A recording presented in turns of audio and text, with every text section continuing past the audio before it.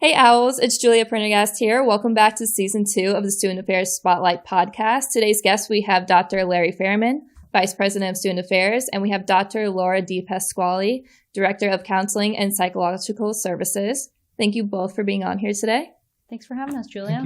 So we're going to dive into a little bit with student mental health, services we offer, and all of that good stuff. So to start off, first question, so balancing academics, involvement, and well-being, it can be a lot for students. What is some advice or strategies you have for students who are struggling with that? At Florida Atlantic, we have so many opportunities for our students to get involved. And so one of the challenges they may have is, where am I going to get the most out of the time that I put into being involved on campus? And so some of the things students might get involved in are related to their academic major, and that's going to help them with future jobs. Other things are just going to be personally meaningful to students. So if it's that they're getting involved because they have values around volunteering, and that's going to add to what's important to them. And then also just getting involved in some of the academic things and trying to find the balance between their involvement on campus and then the times and relationships they have outside of campus that they had before coming to Florida Atlantic. Yeah, I'd really like to add, I think there's two things for students to kind of keep in mind. I mean, the first, and I think both of these can really kind of take you through life. You know, you can plan the plan, but you can't plan the outcome. So I think for our students, as well as for us as professionals, you know, we start each week, we start each day, and we have these plans in place of what we want to accomplish. And again, we can't always control the things around us. The second thing, and I think this may be true a little bit more so to the college environment, is that really it's never too late to start and it's never too late to get involved. So if you think about the college experience and it's 4 years or it's 8 semesters or however you want to look at it, some students can say, well, I didn't do this last year and now it's too late. And so I think it's important to note that it is really never too late to get engaged. It's never too late to start with tutoring. It's never too late to meet new people. And to really, until the day that you walk across this stage, always have your eyes open to what you can be doing as a part of your experience. Perfect. All right. So kind of following that, common challenges students face, whether that be stress, anxiety, burnout, homesickness, what are ways they can cope with these challenges? Yeah, you mentioned a lot of the challenges our students are facing. So homesickness, anxiety, relationship concerns is a pretty big one for our students. Social anxiety and social isolation are also really substantial ones we're seeing.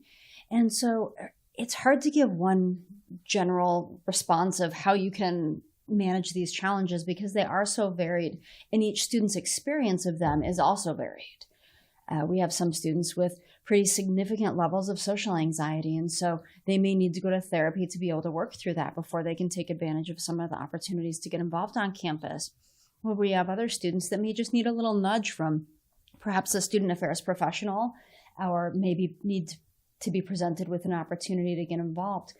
So I think it's up to the student and the staff around them to really say, hey, what's going on with this student and how can we nudge them forward to get involved? Because there really isn't one path for a student to be able to manage their mental health. Mm-hmm.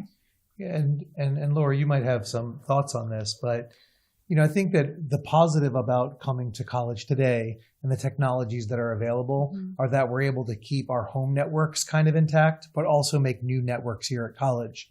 I would say that I think there are some people that they kind of shop around for the answer they're looking for when they have challenges, instead of really trying to seek resources to help them kind of get better or acclimate a little bit better. And so I think that, you know, there's this ebb and flow that I think students kind of run with, and not wanting to be too reliant on their parents or too reliant on their friends at home. Sometimes they're hesitant to jump in kind of feet first to new relationships here. But I think that all of that is really feeling out the environment and, you know, what works for them. You're absolutely right. I mean, students do sometimes need that nudge, and they don't always want to step into what might feel hard. They may want to step into what feels comfortable. So I need my social support. I'm going to continue to ground to my friends back home without realizing it's getting in the way of them developing relationships here that is going to increase their overall satisfaction and also be bridges to their future career and academic success. Mm-hmm. Perfect. So when it comes to crisis, whether maybe a student has experienced something, how does the university respond to this? I think there's the university and CAPS response. You want to speak about university and then I'll do CAPS? Sure. I mean, there's, you know, varying degrees of crises, honestly. So, I mean, there are crises to the individual, and then there's crises kind of university wide. All the way, I think, at the 30,000 foot view is our Department of Emergency Management, which works to look towards weather emergencies, looks towards the kind of environmental emergencies that might emerge.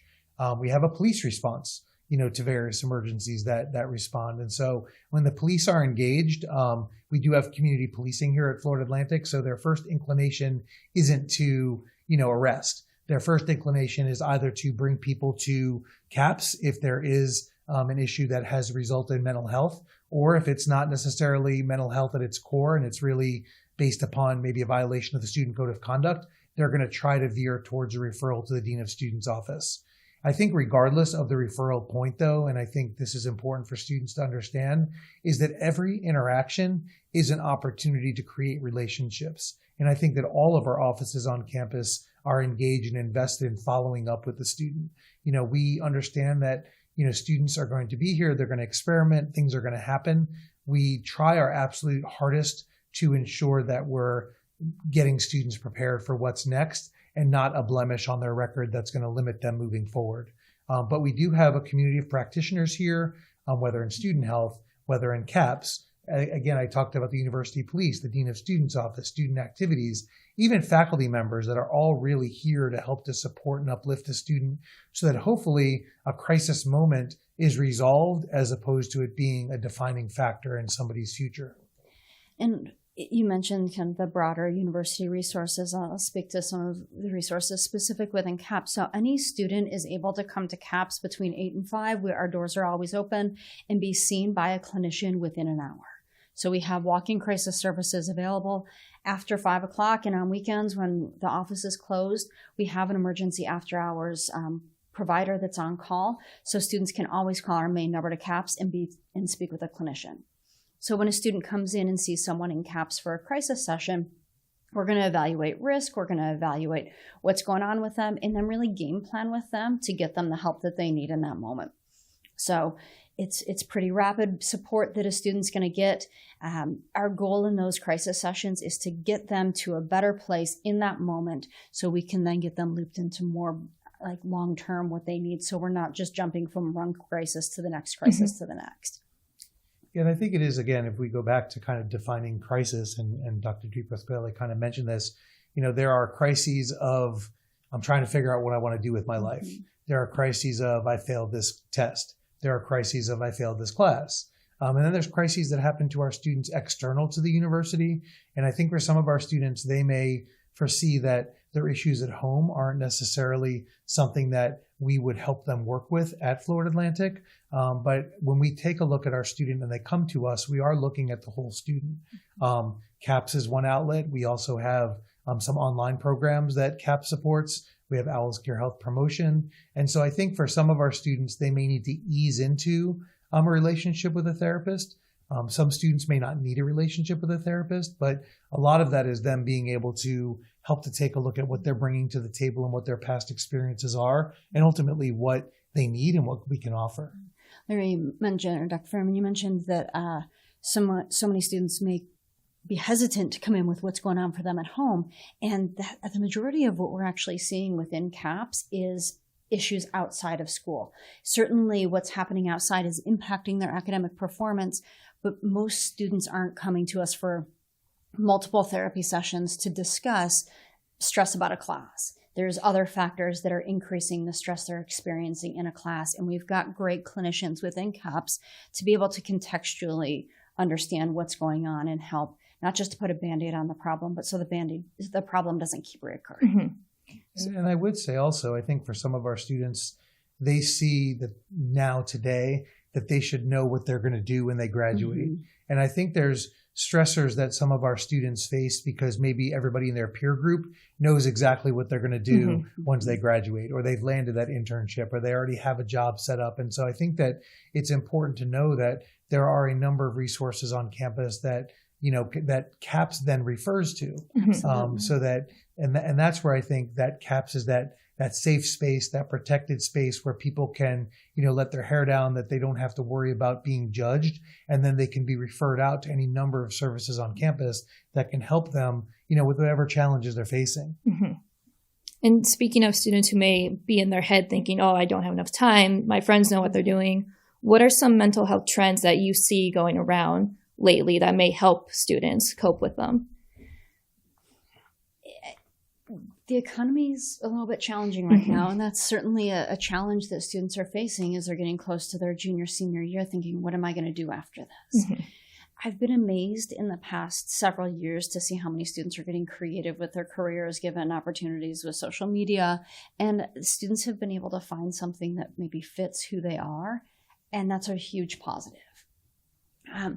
But there is a downside of social media is there's this constant comparison. So people look online and, oh, this person's going to do this and this person's living their best life. And I'm the one sitting here feeling like I'm missing the boat. I don't know what I'm going to do. So part of it is recognizing that what you see may not be the reality. And just understanding that can be helpful for students in managing their mental health. Understanding that what you're comparing to may be part of the truth and not the whole truth. Right. Other strategies, I think it's, figuring out what's important to you, what your values are, and giving yourself the time if you need it. Some people need a little bit of time after they graduate to catch their breath, and saying that's okay, that's valid, and I can have this space. A lot of times it's just letting go of the shoulds and the expectations and figuring out where you're going to forge your own path. And I think it's important as we talk about expectations. I go back to when I was a college student, and for my parents, there was two professions. You were either an engineer or you were an accountant. Well, obviously, I didn't pursue either of those programs. But as my mother had been a school teacher and my father didn't go to college, they weren't necessarily as aware of what the tapestry of careers looked like. They also weren't necessarily as aware that your job didn't necessarily turn into a series of steps that led to career advancement. Here I am 35 years later, and I have my own children who are, pursuing their lives. And I think for them, they don't necessarily want to be a disappointment to me as a parent. And I think that a lot of what we kind of train our students, if you will, whether through TV or the mass media, is that you enter this job and that you have progression, or that immediately out of college that this is the salary that you need to be making. And we have a number of resources that I think help students to maybe articulate to their parents, maybe articulate to their peers. Maybe one of their siblings is becoming a doctor and they're going to become a teacher. And then there's this kind of stigma around the salaries that are there. But, there are a number of resources that help students and can help us as people kind of contemplate what we need to do from a salary perspective in order to live the lives that we want to live. And again, as Dr. Dipasquale mentioned, the pressure on the first job out of college and kind of landing that job, it's not the end. It's really just the beginning. And I think just as I said about taking courses, you're one semester at a time, you're a few experiences at a time. It's important for students to look at, you need to have a job. There's no doubt about that. You need to pay your bills. You need to be able to live. For some folks, they may be able to go back home and live. For others, they may not. But it really is an individualized experience in terms of not only what we're looking for immediately upon graduation, but ultimately what our careers will look like. Certainly when I graduated from undergrad, I didn't expect to be a vice president for student affairs. It wasn't even a kind of professional growth area that I saw myself being in. And so there are a number of things out there today, and especially with the speed of technology, nobody knows what jobs are going to be out there 5 or 10 years from now. We wouldn't have had, podcast hosts, if you will, 5-10 years ago, but here we are. So kind of going back on the comparison, looking on social media, seeing your friends, everything doing well, what in your opinion would be a healthy student experience? I'm a psychologist. I feel like I answer most questions with "it depends." But it really does, because different students have different needs from the university. And some people, we've got a lot of students that commute, and they're very grounded in their life outside, and they're really looking to add things to have Florida Atlantic add to them academically. And that's really all that they're needing. What's going to add to me academically and set me up for my future career. And so for those students, I'd really encourage you to think, what is going to truly add to you academically? And I would argue that just taking classes and leaving is not giving you the most comprehensive academic experience or setting you up in the best way for your future career, because you're missing out on internships, you're missing out on club opportunities, leadership opportunities that are going to help you with a future career. Mm-hmm. So, but some students may not need as much from Florida Atlantic. And then we have other students perhaps that are coming from out of state that need more from the social relationships here, that are looking, to get involved in Greek life, to go to the football games and really create a comprehensive college experience like we might be seeing on social, and like they may be comparing to their friends at other universities. So I think it's up to each student to figure out what they're needing and not create an experience that is what their friends need, but to really look at what they need and create that experience for themselves. Mm-hmm. Yeah, there's this adage of like the bingo card, right? And so I think that for students to think about maybe what they want to do, whether it be every month or whether it be every semester, and set goals. And I think some of the goals are stretch goals, and you may get there some semesters or some months, and some years you may not.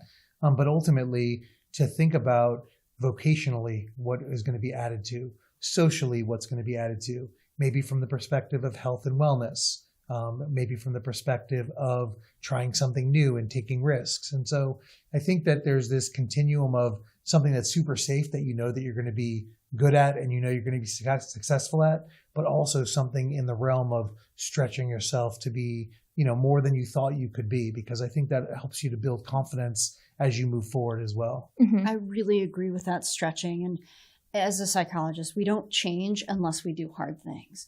So I always am pleased when I see students taking on an opportunity that they feel anxious about, but they know will benefit them. And speaking of that, stepping out of their comfort zone, what events, organizations, or involvement opportunities can students connect with for student mental health? One of the main, I'd say there's two main ones that come to my mind. Pep Talk is the student government organization that does a lot with mental health. And so Pep Talk is a great opportunity to get involved. They host very regular events on campus. So Pep Talk is a fantastic one. And then being an Owls Care leader. Our Owls Care leaders do a lot with health, and mental health and well-being being a component of that. So those are two that I see being great to get involved with if students are wanting to do advocacy work around mental health and well-being. Yeah. I mean, I would add campus recreation to that. I think that, one. We sometimes think about being at campus rec as being mostly about maybe our physical, cardiovascular, lifting weights, but, sitting around the pool, sun safety, being a lifeguard, being a recreation superintendent of the facility. We also have mentoring, and I think that sometimes helping others helps us help ourselves. I would go back to what I was saying. I think that for a student that wants to be engaged, there should be something they can find themselves involved in. Student employment is one that I often promote, that even if someone doesn't need the money, but I mean, let's face it, who can't use more money? It's a great opportunity to meet a significant number of people at the same time. Sometimes we think about mental health and well-being as needing to be a part of going into CAPS for help, when sometimes it's also about finding sense of belonging or finding kind of your purpose in life, and finding people that have like values that you can feel mostly comfortable around. I'll mention our spiritual organizations as well. Not everybody finds faith as being their grounding area, but we also have that available on campus. I'm glad you mentioned that piece about a sense of belonging. And so many of our students that we see coming into CAPS are really struggling with not having their place. We've seen such an increase in social anxiety.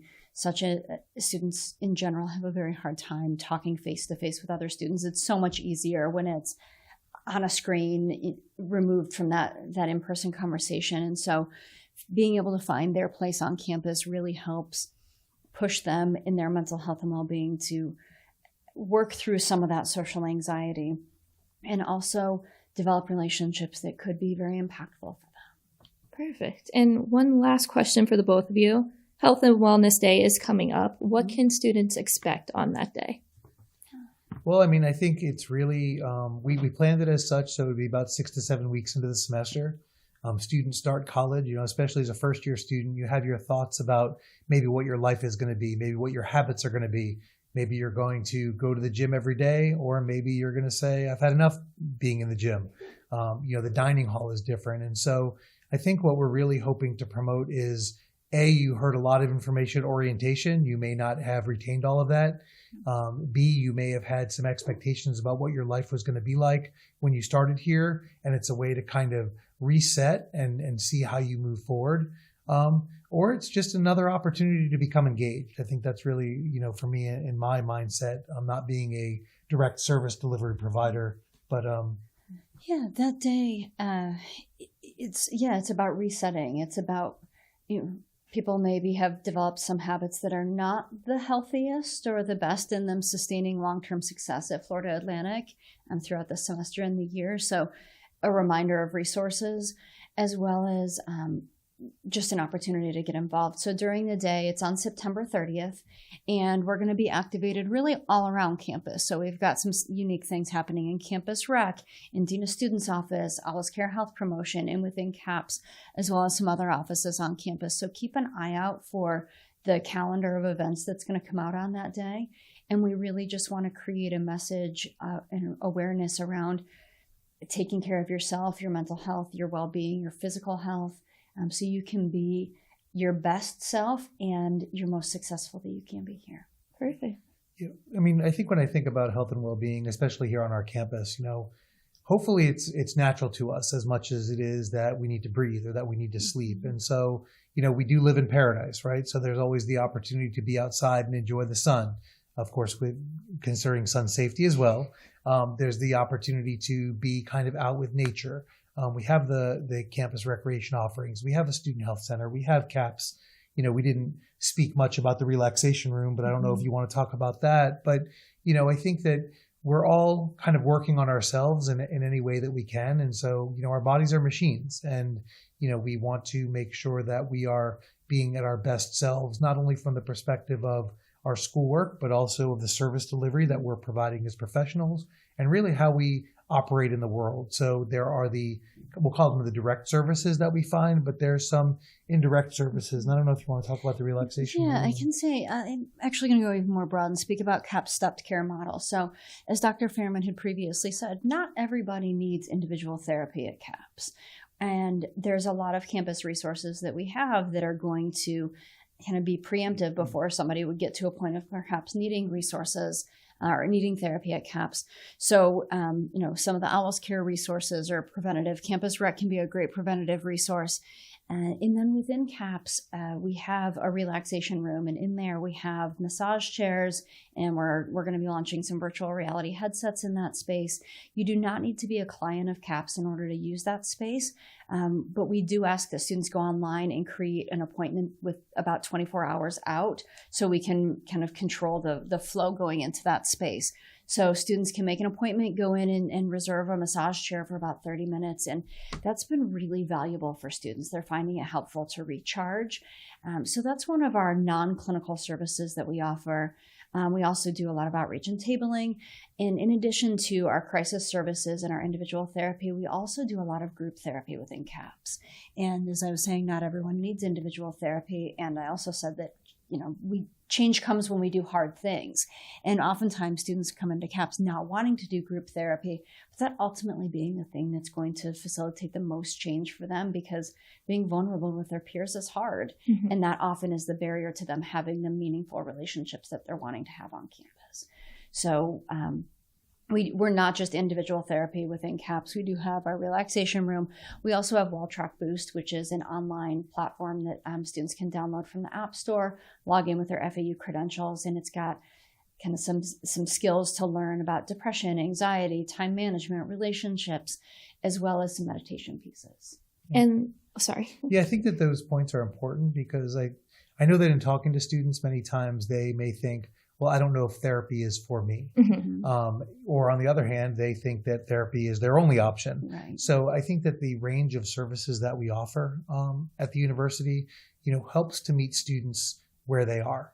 And I know that sometimes it's understood, but I think it is also worth saying that everything in CAPS is confidential. Mm-hmm. So it is no different than seeing somebody off campus. We have licensed psychologists, mental health practitioners within CAPS, and what's said in CAPS stays in CAPS, right? And so, for our students, it's important for them to kind of know that, for them to know that help is available. And if they are going to the relaxation room, to make sure that they wear socks. We have a large sandals population on our campus. And so if you are going to go to the relaxation room and you want to wear sandals, bring a spare pair of socks with you. And for students who may not know, where can they find CAPS? CAPS is located second floor of the Breezeway, right above the food court on the Boca Raton campus. So just go up the stairs right next to Starbucks and we'll be right up there. Perfect. And then we also have in-person locations on the Davie and Jupiter campuses as well. Awesome. I would note, and I think it's important, that we do offer telehealth. So for students that might be in distance learning, or maybe students that have transportation challenges in coming to campus, that we do offer telehealth through CAPS. It's important to note that as well. Perfect. And for you, how did you get involved in student affairs? How did this whole story start for you? Okay. When I was working on my PhD at University of North Texas, we were required to do some training in our counseling center that was on campus. And I've just really enjoyed working with the college population. So my journey to student affairs really came from my journey through psychology. I knew I was going to become a licensed psychologist. And the more that I did training in college counseling, I loved the impact that I could have on students at such a critical time in their life, and the breadth of concerns that our students come into the counseling center with. So it felt like every day was kind of a new day. Every story was a new story. I also really like that in collegiate mental health, we do a lot of training, and that feels like it always pushes me to be a better psychologist. I have to stay up to date on trends because I've got trainees that are relying on me to help them become a better clinician. And if I'm not up to date, I'm not going to do the best for them. So I just appreciate the multiple hats that I can wear, as well as that it's always something different walking in my door. Love it. All right. Well, thank you both so much for being on today and for all the great information. I really appreciate it. Thank you for having us. Of course. Thank you guys for tuning in today. We'll see you again next time, and we'll see you on Health and Wellness Day on September 30th. Go Owls.